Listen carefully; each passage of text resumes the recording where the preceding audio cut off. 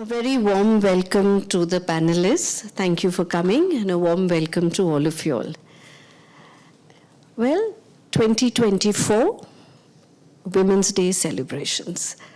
As Vikram mentioned, that this is the second in the series of mapping experiences, artistic journeys, the roads traveled, paths taken.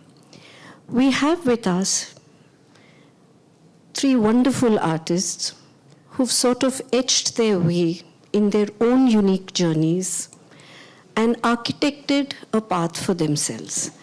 So we're going to discuss and debate their artistic journeys.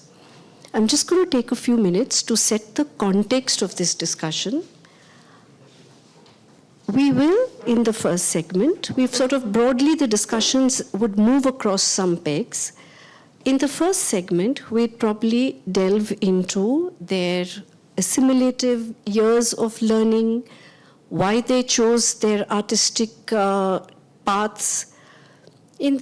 Just to keep a flow and movement, we then deep dive into the challenges, the celebrations of their artistic journeys, touching upon elements of identity, of gender, of economics, of politics, society, power structures.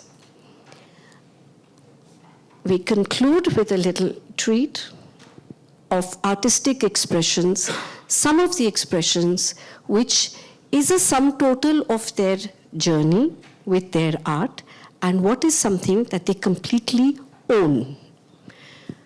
So with that, Bindu, may I ask you to strike the opening notes? Pun intended.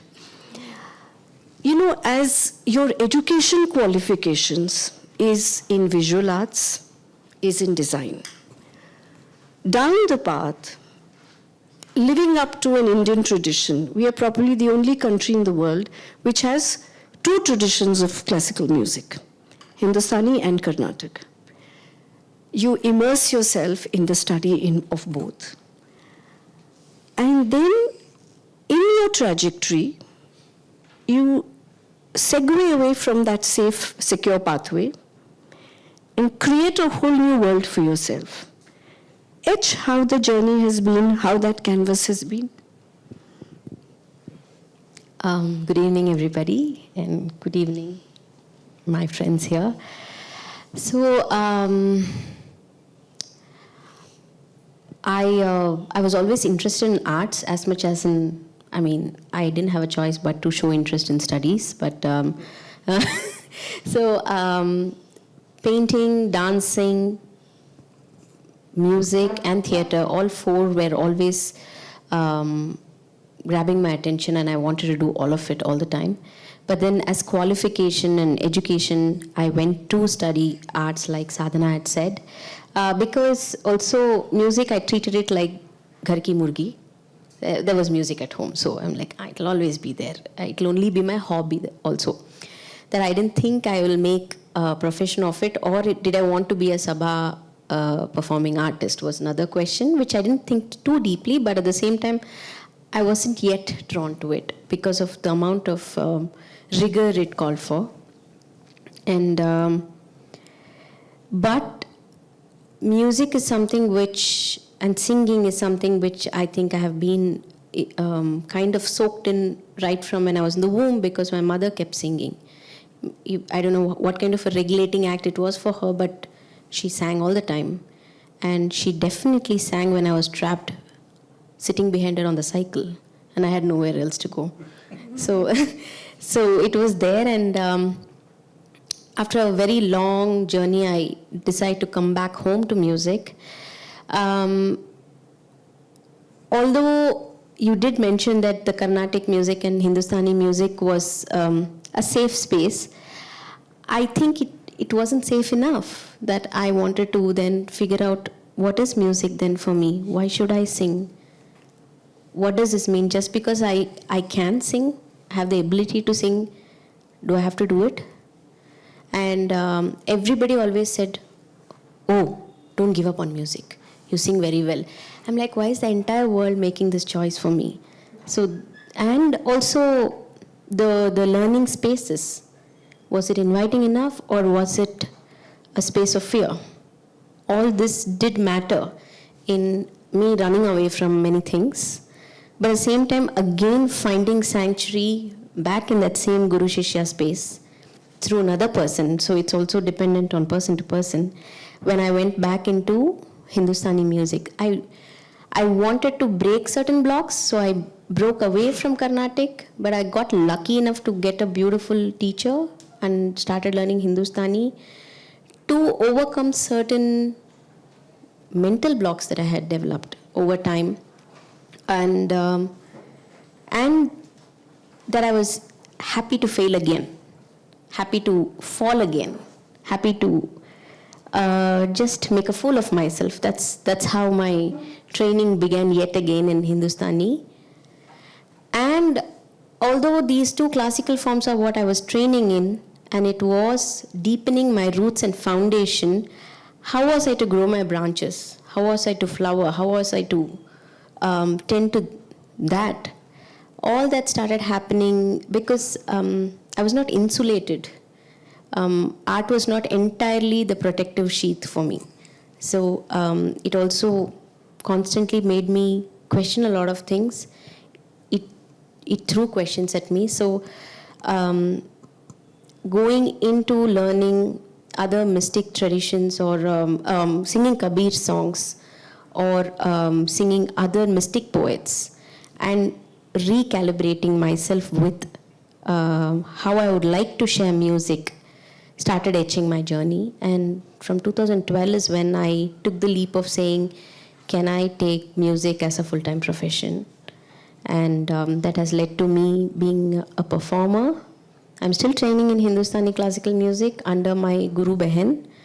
Her name is Piali, and she's also the disciple of Ustad Abdul Rashid Khan. And all the brilliant collaborations I'm able to make with really, really very deeply thinking people is helping me grow and really look at many things and question things and reshape myself again and again and again, be it skills-wise, be it content-wise, be it performance-wise, or being even practice-wise. I think you make a very important point about that you were ready to fail, because failure is something our education system really doesn't teach us. It doesn't teach us how to fail. So that's a journey, and that's a self-learning. I think more power to you.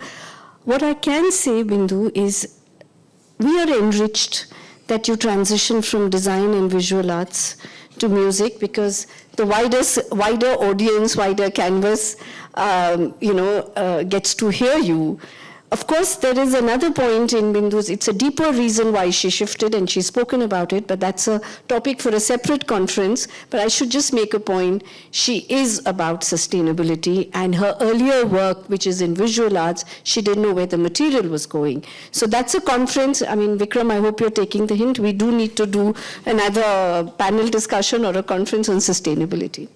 And so thank you for your opening thoughts. Let's move to another sibling in the performing arts umbrella, which is dance. Priyanka, you've been a lawyer. You've lived the life of a lawyer with all its trappings, with all its working hours. At a point in time, you remold the very scope and breadth of your profession, right? And you move into dance. So that would have come with some distillation, some decant, some thought process.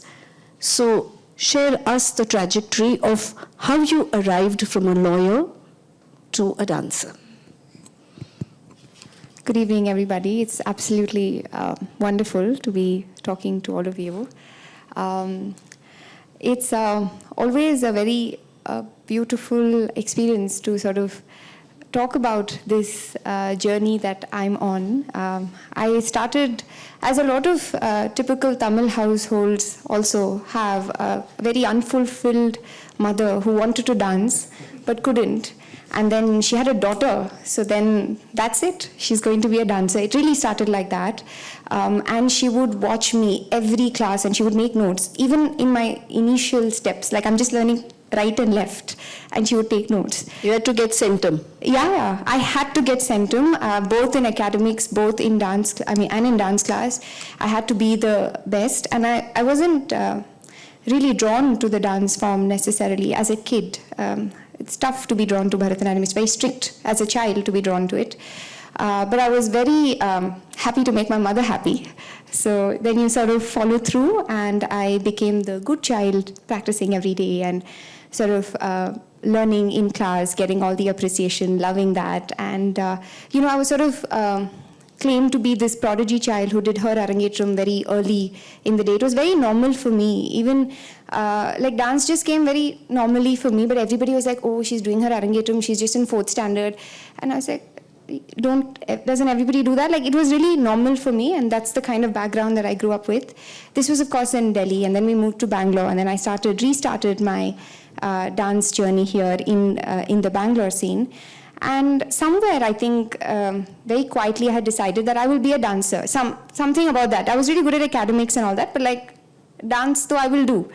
So it was like a silent resolve of sorts. I went on. I was very keen on doing something my father and mother had not studied, just because, I don't want that hanging over my head. So I was very drawn to law, and I did that for 5 years in law school, and then I went on to become a corporate lawyer, making money for people who already have money also. So I was doing private equity and venture capital investments, which is really Bangalore's thriving that in that space. So so there were like 18 hours of work every day, and then in between that, I wanted to still continue my practice of dance. So there was really a struggle, but I really tried to go to an early morning class and then go to work, and then I did all that. Somewhere in between, I was drawn to Kathak, and I started learning Kathak as a form. And actually, through my Kathak teacher, Nirupama Rajendra, I did a lot of the tours and performances and all of that, which kept happening during law. And then I was like, okay, it's not happening. I can't do both. I tried it enough to be convinced that it can't happen. And then very easily, one morning, I just walked up to my partner and I said, I'm quitting. I want to be a professional dancer. And he was like, appalled. He said, we were looking at a promotion for you. Like, what are you saying? Like, you can't quit law. But he was also happy that I was not going to another law firm. So somehow, I won that argument. And he said, okay, go. I'll cheer you on. And he's still my friend, and we're still in touch. And very similar to, also similar and different to what Bindhu spoke. Actually, it wasn't coming back home at all. It just, there's nobody in my family who has ever danced or had any inclination to dance. But it was just something I had decided I will be. So that's all. And then I came back to dancing.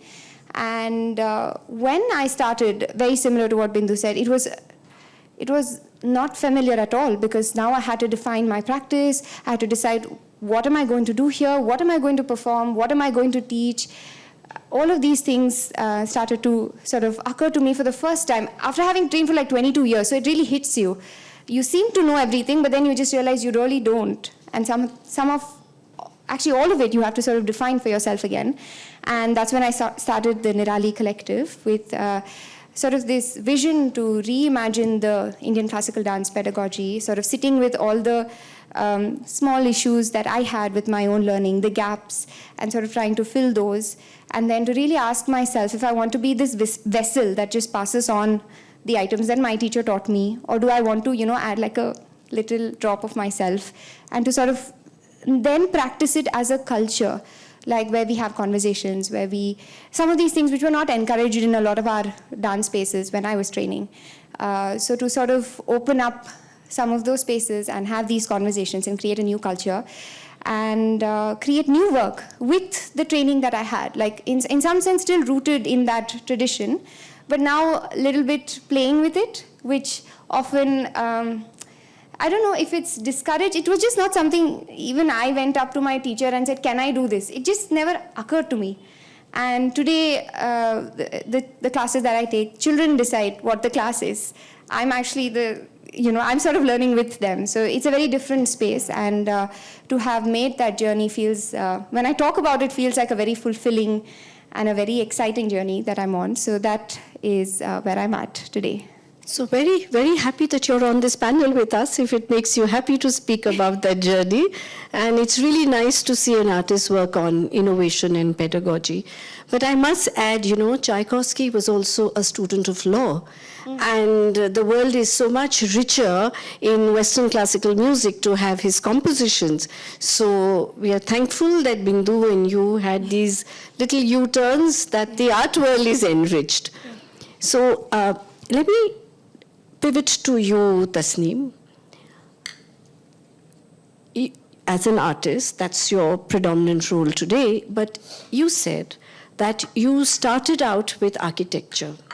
Art was a very happy happenstance. But you sort of grabbed, or what should I say, sort of seized your moment, took the arts, and then within the arts, from visual, from color, you moved to sculpture, you moved to sound art. And, the canvas is so sort of ever-extending. So how did you find your voice, or should I say, how did you find your colors? Yeah? Thank you so much for having me and for your question. Hello, everyone. Good evening. Thank you. You want to take my mic? Take my mic. It's on? Okay. Maybe speak into it. Hello. Yeah. Okay. So thank you for having me. I think I very much got into the arts not knowing anything about it.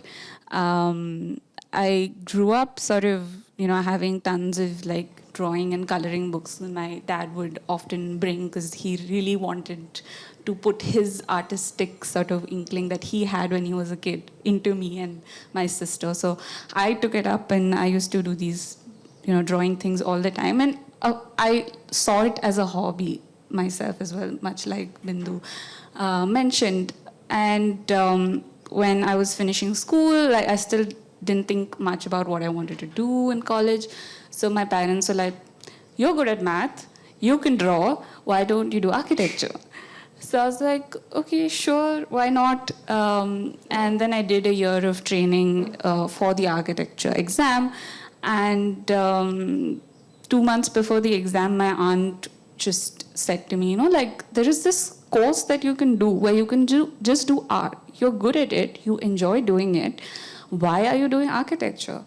And my response was, where? Please show me the direction so I can run there and be released from the pressure of architecture, because it was not fun, as fun as art is. But so I found the course at Stella Maris College, and I ended up doing. That's in Chennai. In Chennai. And I ended up majoring in painting with a bit of art history.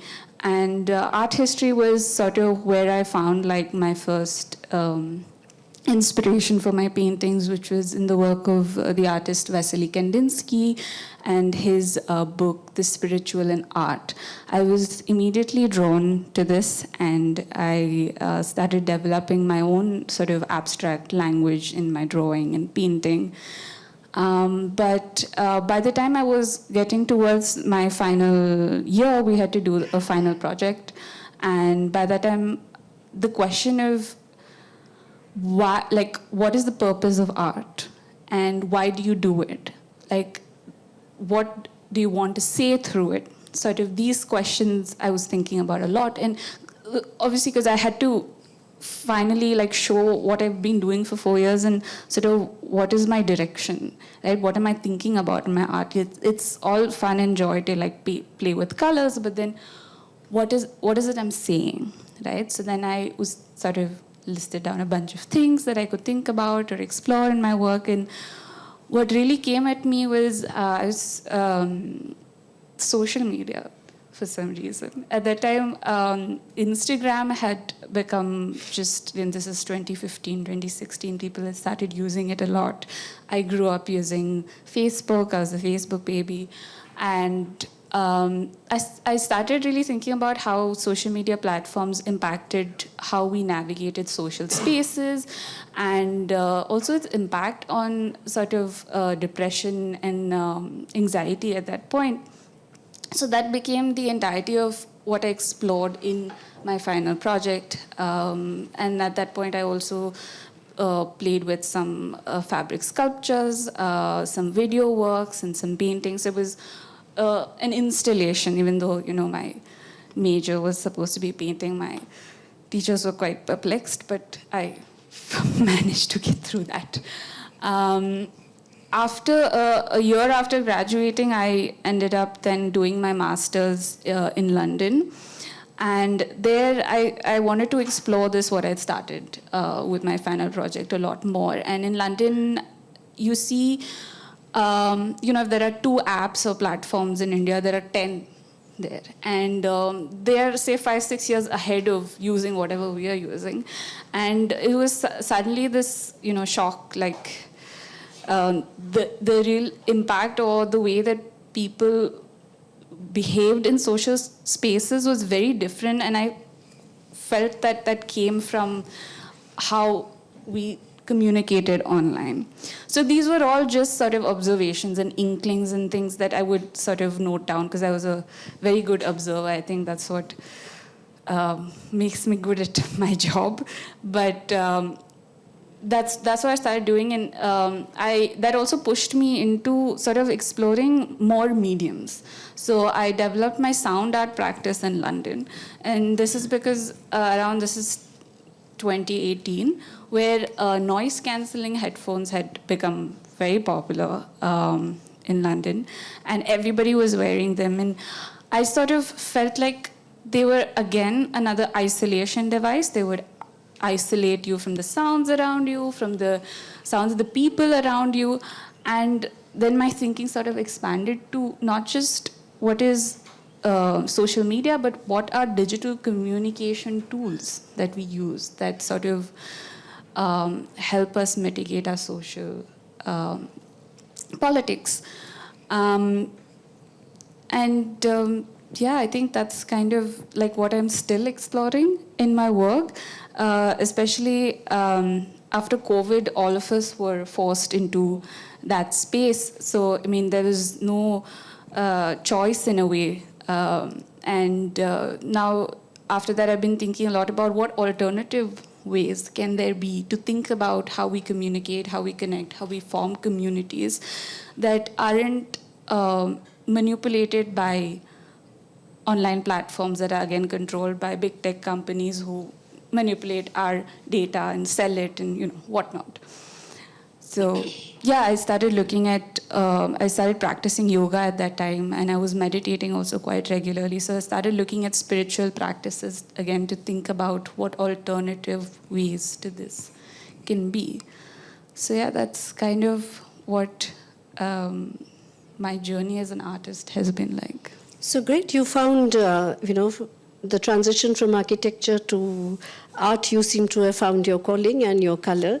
I must say thank you, all 3 of you. With amazing, searing honesty, you all have shared your journey. This is one of those moments where there are no social media filters. Nothing is doctored. It is unplugged and as honest as you get. So let's deep dive into let's take a deeper dive. Priyanka, if I could come to you first. You have spoken about the inequality in terms of income, even in the arts. You have spoken about, the toss of geography. Actually, geography is supposed to represent diversity, right? But in this case, what happened is you had to make a choice. It was an either-or situation, either choose Kathak or Bharatnatyam. It can't be where you're trained to do both. It couldn't be both.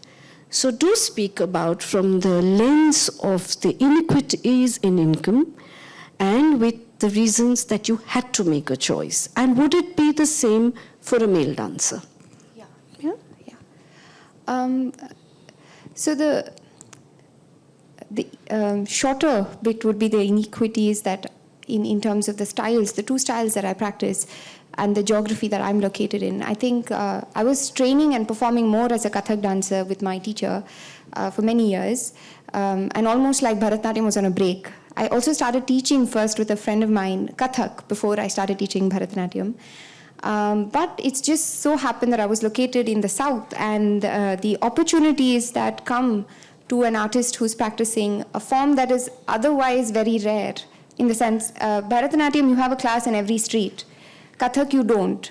Kathak performers are few, and very few of them are also performing and, doing more work in Kathak. So the kind of opportunities that I started to get at that point was, very, very brief. Come, do 10 chakras, exit. Like, literally, this was the brief. Like, you just have to come, show, wear the whole costume, come, show, and leave. And then somehow I tried a lot to sort of do meaningful work with the form, but I had to do it all by myself. Like, I had to create those opportunities for myself if I had to do it in Kathak. And I saw a lot more intentional work happening with Bharatanatyam in the south. Like, there was a deeper practice of Bharatanatyam, and I wanted to sort of be associated with that. At the time, I hadn't started Nirali, and I was still freelancing, and I was therefore working with other dance companies, and doing this 1 minute, like a guest appearance Kathak, almost tokenist, to show the diversity, because India stands for so many cultures and so many art forms. So, Kathak, can you come do 2 minutes and go? And then I was just like, I can't be doing this. I mean, then, and also because you're one of those few Kathak dancers, you get recognized more for it. So then everybody identifies you as, oh, that Kathak dancer, so you call her for that. So then I'm never getting Bharatanatyam opportunities where I want to do the work. Like, I feel like a lot of potential is there for work there. So then I said, okay, it's something I just have to do. And I said, okay, I'll go back to Bharatanatyam. I feel like, I feel more comfortable. I feel like I can do the work that I want to do with Bharatanatyam. Kathak, I really have to climb a very tall mountain. So I'll pick Bharatanatyam. So, and I'm very glad for that choice. A lot of my practice today is influenced by the Kathak practice, which I love. Like, I also feel like, I know I left law, but I feel like a lot of traces of thinking as a lawyer or working as a lawyer, the discipline, the long hours, all of that I'm able to bring into my practice. So nothing is really left in that sense. But yes, I think in South India, being a Bharatanatyam dancer just felt correct for my personality and the kind of work that I wanted to do. But yes, I had to make that choice. With respect to inequities with income and sort of the gender role in that, I feel like it starts at home. Like, my brother was always treated very differently from me in my house. And I think that's where, honestly, it starts. It's not, I'm sure, unfamiliar to a lot of households. I come from a household where the boy can stay late in the night and the girl has to come home sooner. So it really, I think, starts from there. But in dance, I think my parents who were even my mother, who came to every class, took notes, made sure I was the best dancer in dance class, even for her, surprisingly, it was just something I was supposed to pursue as side to a real career. It's not something she said, I mean, she didn't say, but like, it wasn't something I could say, I'm going to be a dancer. I had to do academics. I had to top my board exams. I had to get into a good college. I had to get that degree, work as that professional, and also do dance, which I tried for my mother's sake, but couldn't do both. And I think I think that would have been bad for anyone. But it's, I think, my gender that sort of allows for that. Like, it is something that dance, if you do dance, it's just something that will supplement a house income. It's not the income that will run the house somehow. And I think it also goes back to the history of the form that I practice. At the time, in 1947, when the Act was passed and the Devadasi Abolition Act happens, a matriarchal system sort of shifts to a patriarchal system, in the sense that the musicians or at the time, the men of the community sort of now become the gurus of the form. True. And the form gets grafted onto Brahmin bodies, and that's how I also sort of get access to the form. But at the time when that happens, these are women who were stuck in their houses, and actually the form empowers them to come into public spaces, which is lovely. But they were also women who didn't have to earn from this, vis-a-vis the hereditary practitioners for whom this was income, this was the money that had to run the household.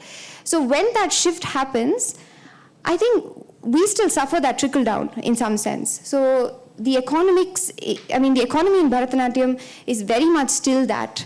It's still seen as you will perform for opportunity. It's okay if you're not getting paid to be part of an ensemble. It's fine. I mean, and I didn't see this privilege that I had when I was with my dad, and my dad was funding all of it. I also come from that kind of a privilege. But when I did marry into another house, and my husband today is a freelance photographer, so then we're running our own thing, right? Like I'm running this and he's running this. Then I'm saying, oh, there was privilege and there was protection. And I think a lot of us in the community don't see that privilege. And only, not that I wish hardship for anyone, but like I'm just saying that without that privilege, now I'm able to see that that is what was sort of running the boat. And also a lot of dancers today sort of get married in that fashion. Like they get married to people who are earning the income of the house. So they will supplement that income. They will add to that income and sort of run, do what they love to do. But it is still very unheard of if I sort of say that, no, I will make money with this. This is my passion. I can't live without this. I can't imagine a day when I'm not a dancer. But it's also something that I will use to run my house. And that's not something that's familiar to a lot of people. People still treat me like, okay, anyway, okay, this much should be enough. Mm-hmm. Like, it's always treated like that. So this hustle is something that is real to, I think, my personality and my practice and my experience. But I didn't see it for so many years. And so then it really, again, like, really rises in front of you. And then it's like, oh, that's what was happening. And I truly believe that it comes from history of practice, and we haven't cracked it. We haven't been able to sort of find our way in it, but it's definitely different for different genders. I know a lot of people who have done work with male dancers and talked about how difficult it is for men dancers because they have to spend all their time teaching so that they can earn for the house. They will not think of me like that. They will think because it's a male dancer and he has to run the house, he has to just teach. And it's so sad and unfortunate because he can't have a performing career because that will mean irregular income and a house can't run with that. And there is legit work and books written about this and how they look at male dancers very differently. And I'm not saying there's no struggle for male dancers. I think they have a different struggle as well. But I do think that I'm in this position today largely also because of my gender, because nobody can think that this is the income of the house. And I think that makes a big difference. Also, there are so many. I think there are very many female dancers out there and very few male dancers. So then we're fighting for space also a little bit. So yes, all of that put together. I think thank you for sharing that so honestly. Yeah, I think that's a larger issue within the arts. And well, I can only add to that in the words of Robert Frost, we have many miles more to go. But every step taken is a step taken in some direction, and we can't stop that journey, right? In that same vein, Tasneem, you have spoken about, in your particular area of the arts, about lack of opportunities. The pandemic sort of amplified that. Also, being someone young, you did sort of, face the power of so-called power structures in art. And so tell us, how did you sort of navigate your way through this, as the dialogue faltered, the road sort of toughens, how did you negotiate that? So when I got into the space, post-graduating, I graduated in 2020, I knew like one person who was working in the arts, who was my senior in college. And there was nobody I could go to ask how to do this. And there wasn't much material online, to find how to go about being an artist. So when the pandemic happened, there were a bunch of institutes organizations who said, like, we want to support young artists coming out of college in this difficult time, and they opened up some opportunities. But the amount of young artists did not match up to the opportunities that were there. And it was an endless string of, writing applications, which is in a way counterintuitive to making art, to like being able to articulate and sort of apply. But anyway, I did that for a year and didn't make much progress. So I thought back to what practice was taught in my master's, where, if you wanted to do a show, if you wanted to make work and exhibit our work, we would talk to the gallery, ask for space, find people to help us, write the curatorial note, write a press release, get the food, design the poster, do everything, and organize shows. And I was very much in the habit of doing that anyway. So once the lockdown lifted, I decided, I don't want to wait around for these things to come my way. I will just start doing this.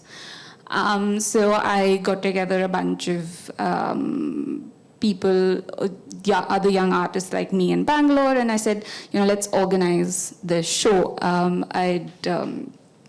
As part of this international art festival called the Wrong Biennale, we planned this show, and I think then I initiated this curatorial platform called Sizzle Like That Studio, under which now we continue to do these kind of young artist shows. And that has actually led to opportunities for me and the people who are involved in the exhibitions. I think what I increasingly started to realize that the art, as my professor would say, is a fabric of social relations that you need to navigate through. And that meant having to sort of travel to the more dense centers of art, which was Bombay and Delhi, which I then started doing a lot more once traveling was possible. And I think that then sort of helped me penetrate the space in a way. But I think that being young and trying to, I think I was also being over-ambitious, because then I realized that most artists in the space mature or even see any money by the time that they're 35. So that's sort of like the general norm, that's when, you don't expect anything when you're 20, except, barring maybe a few sort of people who make it. But it's still really, really rare. So there was this thing, there would be opportunities, say, this is for emerging artists, but then they say have 5 years experience or 10 years experience. So at 10 years, you're still an emerging artist. So this is still a hurdle. I mean, I'm still in my 20s, so it's not like I've figured it out and I've crossed it.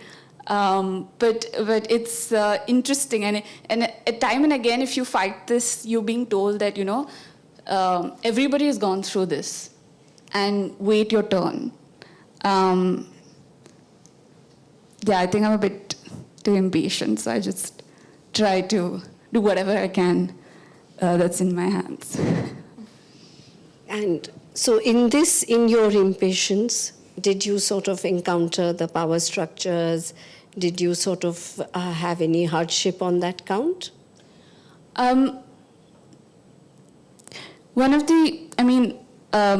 a woman in the space, when I got into the space, I didn't think so much about being a woman.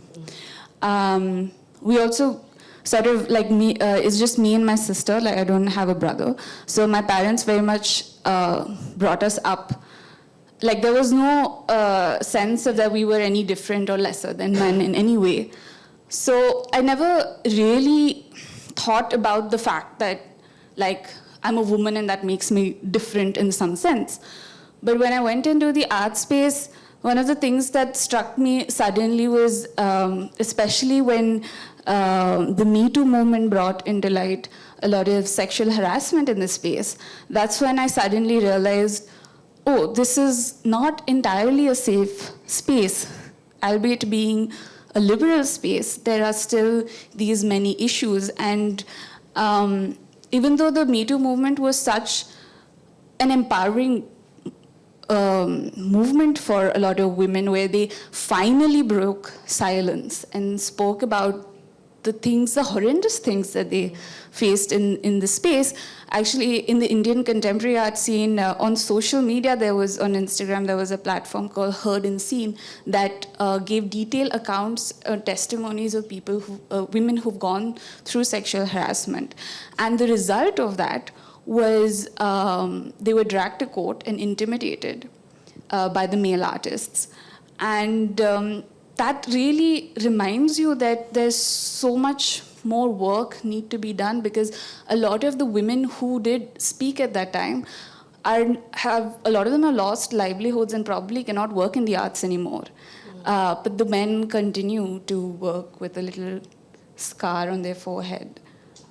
Yes, that is, I think, the unfortunate corollary, whereas fine arts is supposed to create a space which has artistic battlegrounds, but it can't be battlegrounds as what you've spoken about. So if I segue to you, Bindu, you have mentioned that, when you immersed yourself in the work of women mystics, in the works of Kabir, you started moving towards a spiritual realm, which sort of helped you negotiate your space as a musician, moving on to be a music director. But you do feel, so you can speak about this particular phase where you found your calm in your artistic zone as an individual artist. But you have said that you were uncomfortable with the inequality in the stage setup, where you, as somebody who's classically trained, is a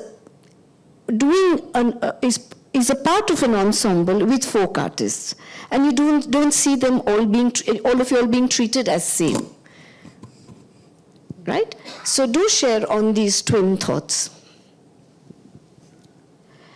Okay, so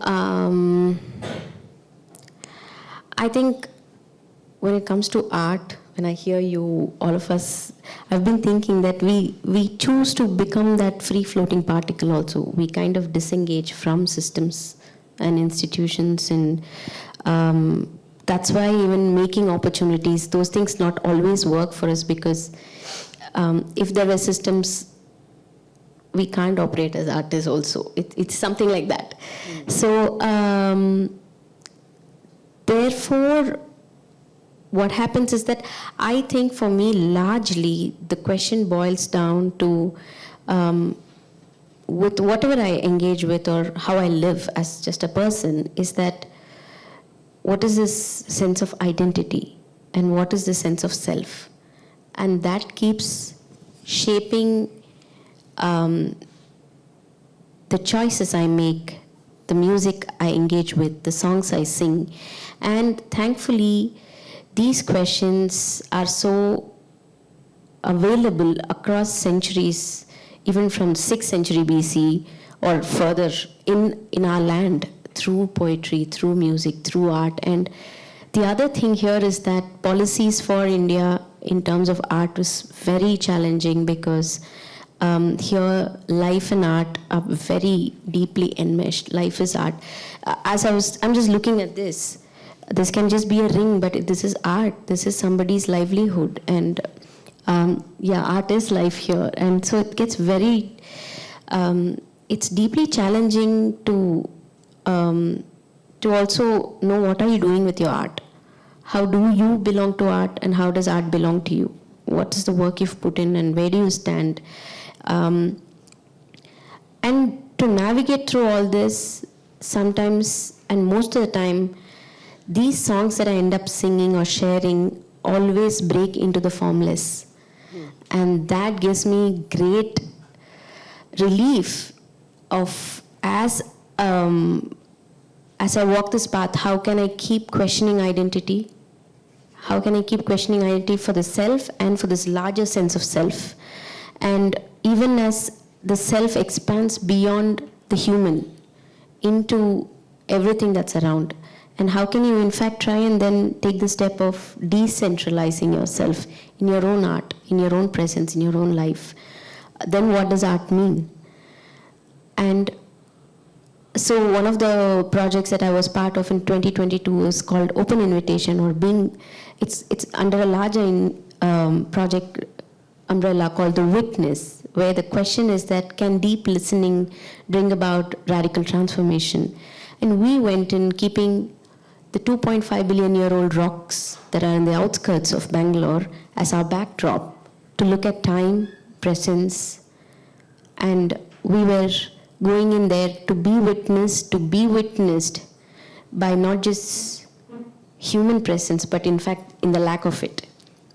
And then what happens to your art when you do not want to be the center of everything, of your narrative? How can you just pluck yourself out of your narrative? So, and become a detail of a larger something. So this, and it's everything where we talk about diversity, we can celebrate diversity, we do, but then there is also divisive nature that comes when we go deeper and deeper and deeper into taking on different aspects of what makes each of us as identity. So then it's and when you're singing songs of love, when you're singing songs of Kabir, and you go deeper and deeper into what is he saying, he's constantly talking about awakening the self, but he's also boldly questioning all the divisive aspects that are out there, but they're also fettering inside as infection. We are all infected. Then how do you constantly detox yourself? So this is the game I keep playing basically with my music and my thinking, I think. Then how do you live inclusivity? Because it's not just about singing these songs. You can't do that without them affecting you, because it's going through you. Then that's the transformation that starts happening. How much of it I'm living, life will teach me. And it will keep teaching me to go deeper into it if I choose to walk this path. So somehow projects have come my way which have constantly again challenged me on this. And the beauty is that when I jumped into singing and sharing Kabir, or took Kabir as an anchor to say, okay, maybe this is where my interest of making music meet words, music meet wisdom, emotion ride on the words, and make and break form. All of this possibilities emerging here for me, because he's straddling all this of saying everything is an illusion. You keep stripping down something and you again come across another layer of illusion. So, and so you are going through a lot of impermanence, and music is that it just happens and dissolves in the next moment. It's like your breath.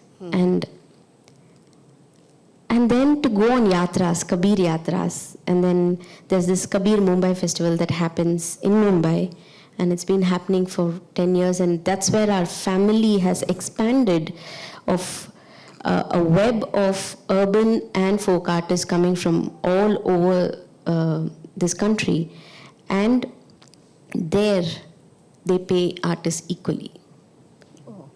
It is that whatever there is, it's equally divided. And when I go for yatras, if something comes my way, it comes my way. And if it doesn't, it's okay. But they also started saying, okay, we will take this up to say, we will take help to pay for the artists who are coming. So these kind of spaces are very important to keep breaking this. And thankfully, therefore, I have lived longer in stage where in fact we're all sitting together and somebody will just go sing, come back, or we'll just sit behind Praladji, sing. Artists will join each other or we'll just break into dance. It's that kind of porosity that I have experienced much more and lived more often, that when I'm getting called to many other events where I very clearly know that there is, it doesn't work on the model of equality that way, it hits me harder. Because I know and I live in spaces where this is not practiced. And the poetry of Kabir historically is what it sort of, the way he wrote his poetry and the way it was set to music, is to actually blur the lines between the audience and the stage. It is from the Vedic times, the entire system of music has changed, right? You know, we're often asked at BIC, why do we celebrate Women's Day? It's a question I don't really have an answer, except I'm going to attempt that we celebrate birthdays. We don't question it. So at BIC, we take a stance to celebrate Women's Days. So if you see the website, it says Women's Day, Mirrored Hues. And conversations that what we just shared make us believe that days like this, moments like this, are inflection points to look behind at the road that we've traveled and how much more do we have to travel. What is a panel with these wonderful artists if I do not request them to give an artistic expression, something that they have totally owned, something that is, in Hindi, there's a beautiful word, takya kalam. It's their signature. So I'm going to request all the artists. So just in terms of logistics, we'll request Bindu to sing something that is dear to her, which is her identity, and then we'll rearrange the stage for Priyanka's work and for Tasneem's work. Do bear with us a bit of the logistics. Bindu?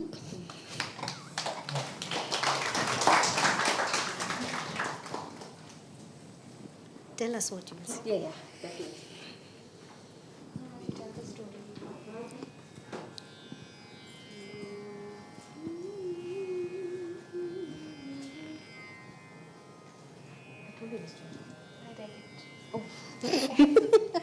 Okay. So this is something I sang, in fact, in BIC yesterday, and it's really a piece of magic.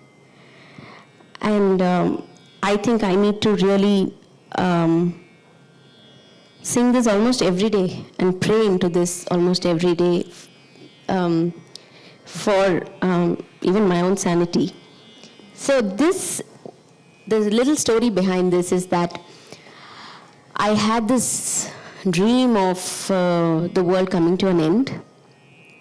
It was, I will not go into the details of it, but we have seen multiple, I'm sure all of us have dreamt of this apocalyptic thing of the world coming to an end. So this was one of those dreams of mine. And there's a father and daughter in this house, and the father knows that the world is coming to an end. The daughter is just eating her breakfast to go to school. And so he goes in.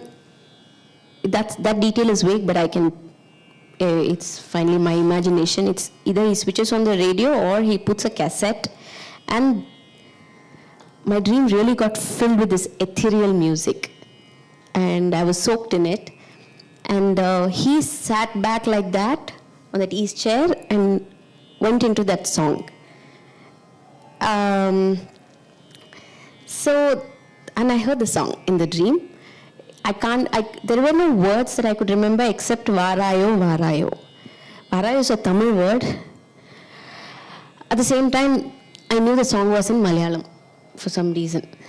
So much later, I think I had this dream in 2010. And the tune stuck to me. I heard much more than the tune. And I told my friend what the dream was about. And then she wrote these words. I'll read out the translation and then I'll sing the song for you. Varayo, Varayo.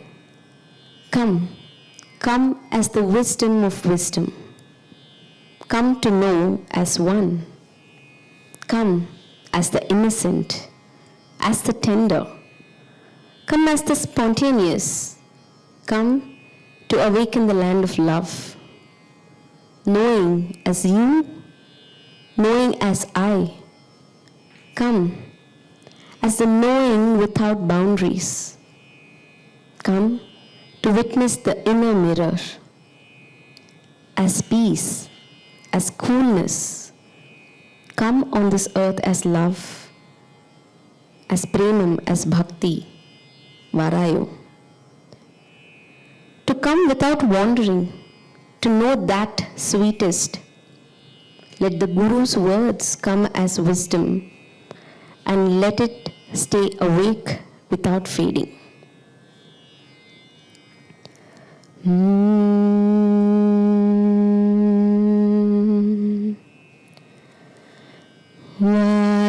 Varayo, varayo, arivile arivai varayo, varayo, varayo, unnayariyuvan varayo.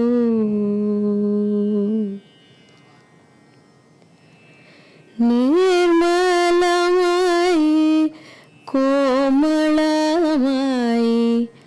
sahajamayariyuvan varayo, prema bhunaruvan varayo, varayo, varayo, arivile arivai varayo.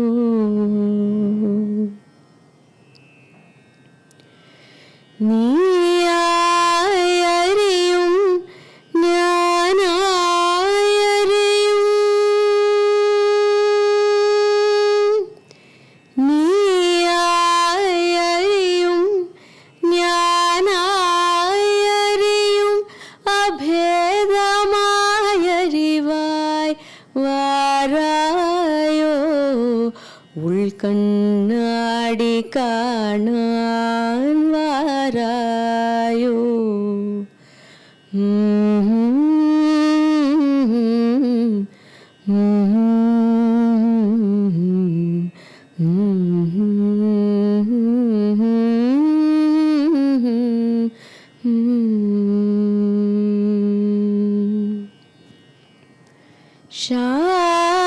ಶಾಂತಮಾಗಿ ಶೀತಳಮಾಗಿ ಸ್ನೇಹಮಾಯ್ ಭುವಿயில் ವಾರಾಯೋ ಪ್ರೇಮಮಾಯ್ ಭಕ್ತಿಯಾಯ್ ವಾರಾಯೋ ವಾರಾಯೋ വാരായോ ഒന്നായറിയുവൻ വാരായോ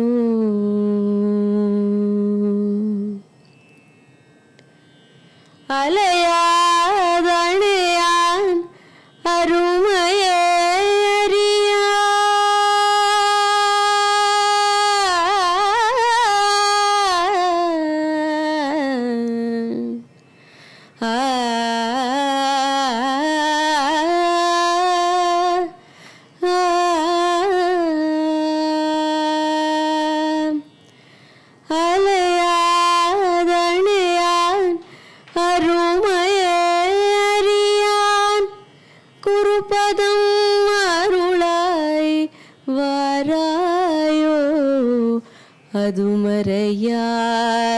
അതുമറയാതുണർവായ് വാരായോ വാരായോ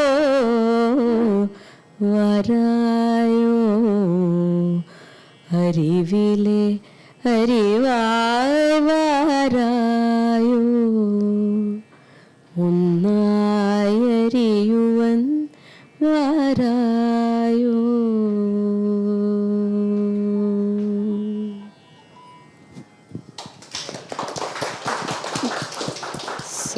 the person who wrote it, her name is Shanti Priya.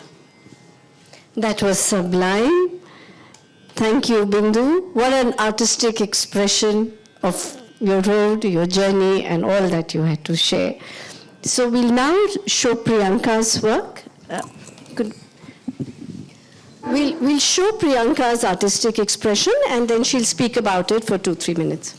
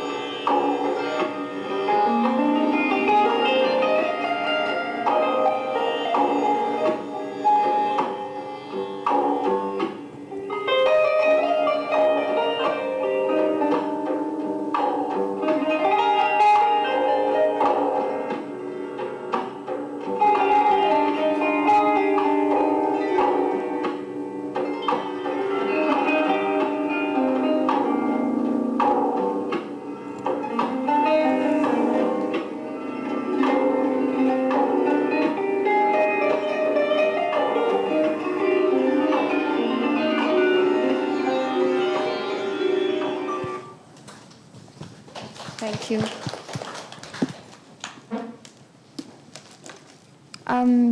So this is, Kannadi is the name of the first work that I created when I started my journey as a dancer on my own. And so it's really core to the work and the practice that I do at Nirali, which is sort of working with the Bharatanatyam form, but also working with personal stories and the politics and the realities of our time. So that's, this was my first attempt at it. And it's an anthology of 4 compositions. So I work with what I know. When I say that, I mean, so Jagadodharana is a very famous Devarnama by Purandaradasa, so, which usually sort of talks about the virtues of Krishna. And in this piece, I sort of look at this whole Devarnama from the eyes of the other child, or in, so to say, the ordinary child, and sort of look at how did other children make sense of Krishna and this God child and his miracles and things like that. And it really stemmed from a conversation I was having with my husband, and I was telling him how I was the teacher's pet because I would get 100 out of 100 and everything, and he wasn't. So then it was these conversations that led to sort of me trying to bring that story a little bit, and also talk about how we often raise children in this binary of good, bad, exceptional, not so exceptional, ordinary, extraordinary. So how did children make sense of that? So it's an attempt to sort of look at the larger political question, but really entering with a personal story. The other piece that I do is called The Land of Sitas. It started with a story I'd like to tell. When one of my teachers, I had just broken up with my boyfriend at the time, and my teacher had found out. And she said, "How can you break up? We live in a land of Sitas. I mean, how can you do it?" And at that time, I didn't know what it meant, and I just passed it off as, okay, I don't know what she's saying, and I moved on. And that's how sort of the title of the piece comes. It really, again, comes from a personal story of how I was asked about some insignificant breakup at the time. And then tie it to the Ayodhya judgment, and then to building of the Ram temple, and then to talk from the eyes of Sita, and to sort of speak as Sita would have, or argued as Sita would have. What would her questions be? What would her conversations have been? And this is a conversation between Hanuman and Sita. And I sort of imagine that Hanuman is now going and calling Sita for the inauguration of the temple. So it's sort of placed between fiction, fact, history, politics, all of that.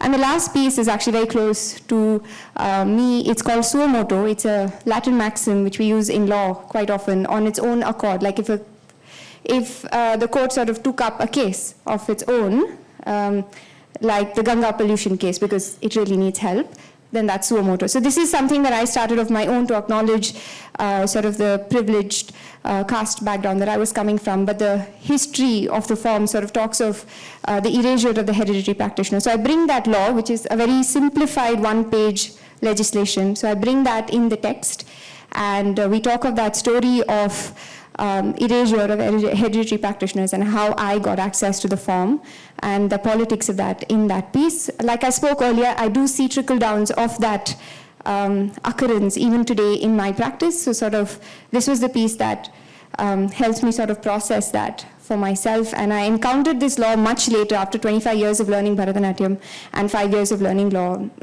I didn't know what had happened.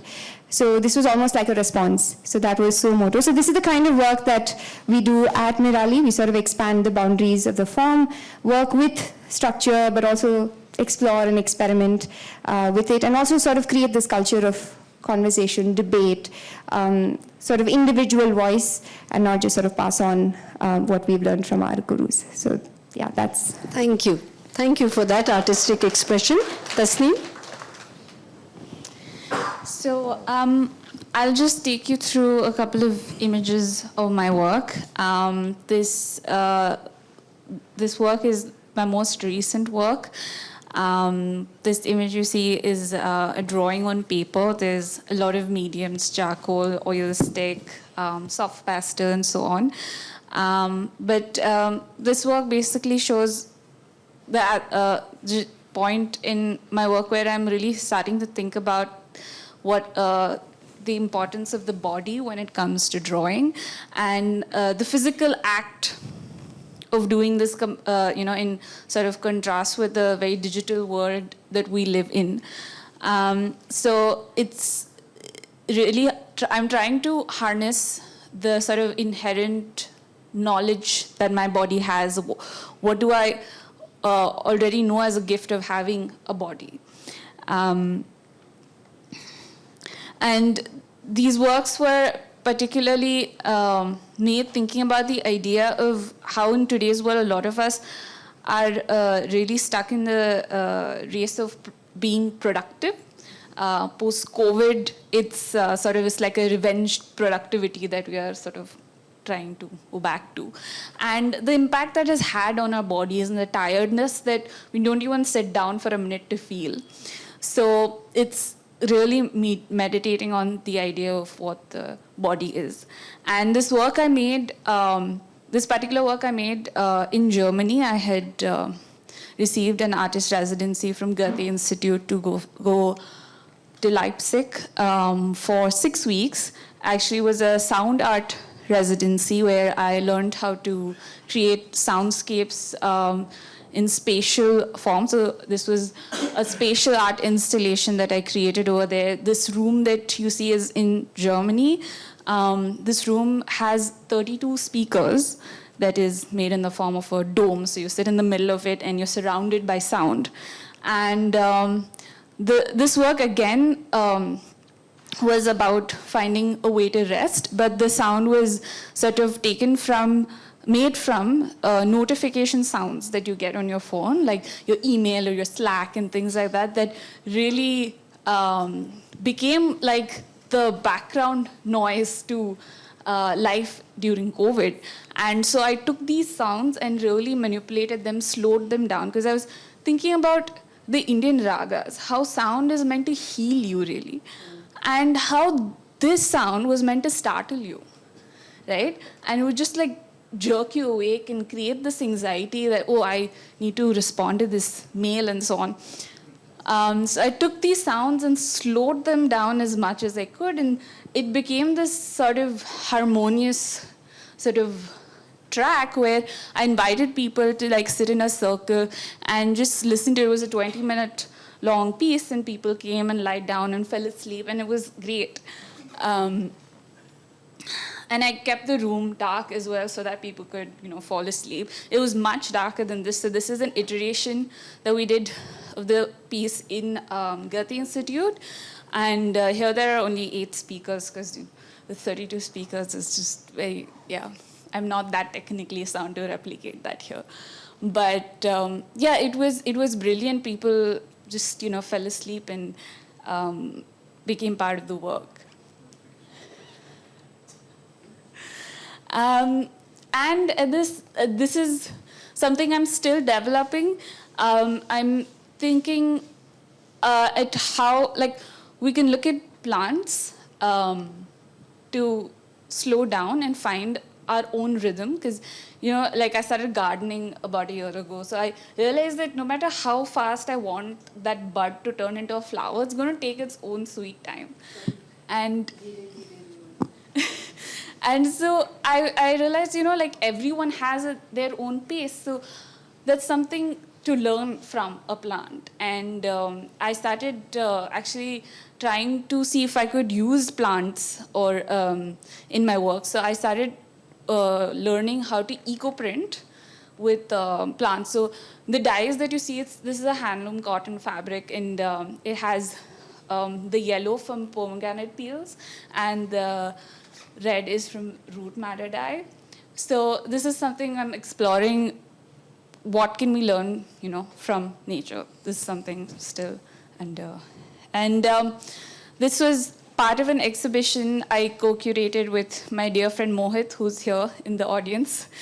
Some of his work as well, which is, just wanted to show you a glimpse of the curatorial side of what I do as well. So that's me. Thank you so much.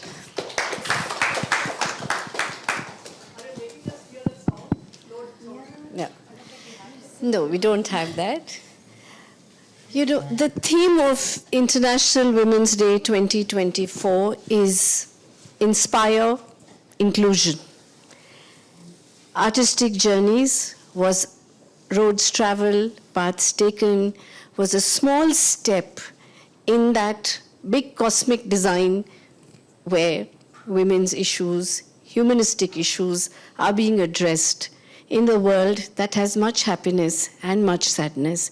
I'd like to take this time on behalf of BIC to thank our panelists, Priyanka, Bindhu, Tasneem. Thank you so much for sharing with such searing honesty your artistic journeys. Thanks to the entire BIC team, Sandhya, Vikram, and cheers. And we hope to celebrate Women's Day every day. Thank you.